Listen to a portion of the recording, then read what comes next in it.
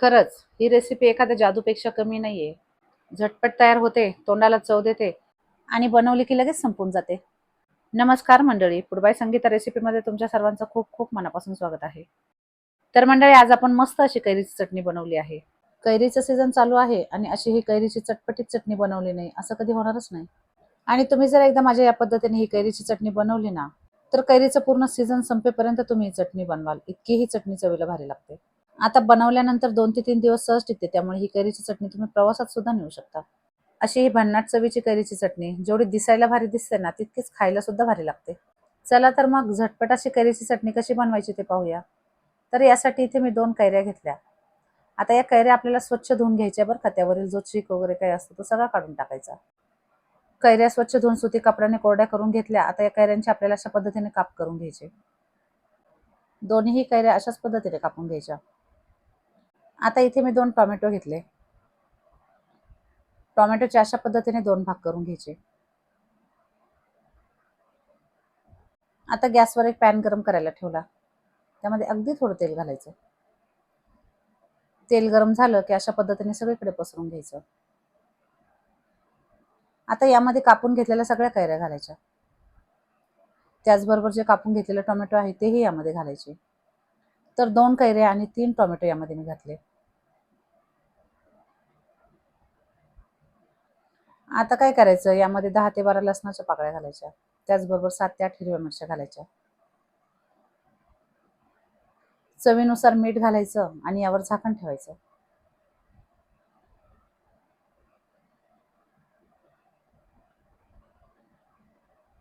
आता झाकण ठेवलं की 3 ते 4 मिनिटं हे सगळं साहित्य वाफवून घ्यायचं. सुरुवातीला गॅस मोठा करायचा, नंतर गॅस कमी करायचा. 3 ते 4 मिनिटानंतर तुम्ही पाहू शकता कैरी अगदी मऊसर झाली आहे. आणि या कोवळ्या कोवळ्या कैऱ्या असतात ना, त्यामुळे या वाफवून घ्यायला अजिबात वेळ लागत नाही. आता एका बाजूने कैरी चांगली शिजली आहे. आता दुसऱ्या बाजूने उलट्या करून घ्यायच्या. कैरी आणि टोमॅटो चाकूने किंवा चमच्याने अशा पद्धतीने उलटे करून घ्यायचे आणि पुन्हा यावर झाकण ठेवायचे. तर 2 ते 3 मिनिट पुन्हा ही कैरी दुसऱ्या बाजूने वाफवून घेतली.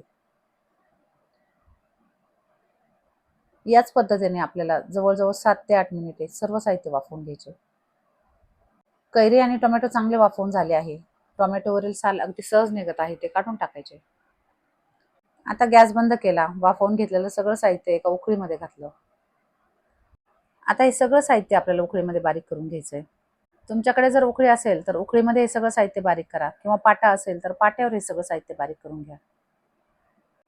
टोमॅटोची साल निघाली. आता आपल्याला कैरीचे सुद्धा सालं काढून घ्यायचे. तुम्ही पाहू शकता 8 ते 10 मिनिटांमध्ये अगदी मऊसर अशी आपली कैरी शिजली. त्यामुळे चमच्याने अगदी सहज कैरीचा गर निघाला. तर याच पद्धतीने सगळ्या कैऱ्यांचा गर काढून घेतला. आता काय करायचं, हे सगळं साहित्य उकळीमध्ये बारीक करून घ्यायचं. सगळं साहित्य गरम आहे, त्यामुळे अशा पद्धतीने अगदी अलगद हे सगळं साहित्य बारीक करून घ्यायचं. खरं तर ही चटणी आपण थंड झाल्यानंतर मिक्सरमध्ये सुद्धा बारीक करू शकतो. पण ही चटणी आपल्याला जास्त बारीक नाही करायची, हलकीशी जाडसरच ठेवायची. तर आता चटणी चांगली बारीक झाली आणि टोमॅटो लाल लाल असल्यामुळे चटणीला रंग सुद्धा खूप छान आलाय. अशा पद्धतीने आपण सगळी चटणी बारीक करून घेतली.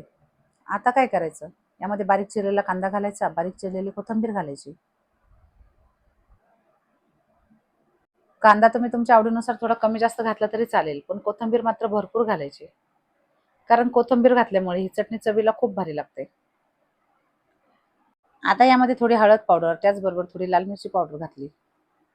आता ही लाल मिरची पावडर जास्त तिखट नाही, हलकासा कलर येण्यासाठी यामध्ये मी ही मिरची पावडर घातली. पण तुम्हाला जर कमी तिखट हवं असेल ना, तर यामध्ये लाल मिरची पावडर अगदी थोडी घालायची. आता हे सगळं साहित्य चांगलं एकजीव करून घ्यायचं. तर तुम्ही पाहू शकता लाल मिरची पावडर टाकल्यामुळे चटणीला किती छान असा रंग आला आहे. आता खरं तर ही चटणी आपण अशी पण खाऊ शकतो, पण यामध्ये मी हलकासा तडका देणार आहे. तर आता तडका देण्यासाठी गॅसवर एक छोटासा पॅन गरम करायला ठेवायचा. त्यामध्ये अगदी थोडे तेल घालायचे. उकळीमधील सगळी चटणी एका पसरट भांड्यामध्ये काढायची. तेल चांगले कडकडीत गरम झाले. आता यामध्ये अर्धा चमचा मोहरी घातली आणि मोहरी चांगली तडतडली की हा गरम गरम तडका हे चटणीवर घालायचा.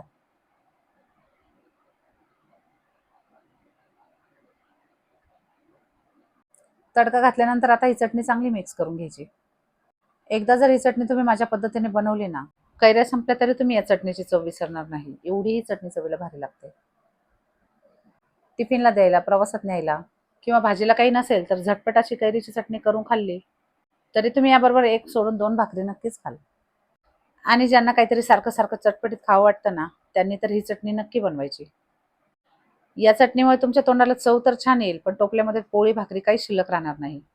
तर मंडळी, तुम्ही कधी बनवता ही चटपटीत कैरीची चटणी? तुम्हाला जर ही चटणी आवडली असेल तर एकदा नक्की ट्राय करा. व्हिडिओ आवडला असेल तर लाईक, शेअर आणि सबस्क्राईब करा. धन्यवाद.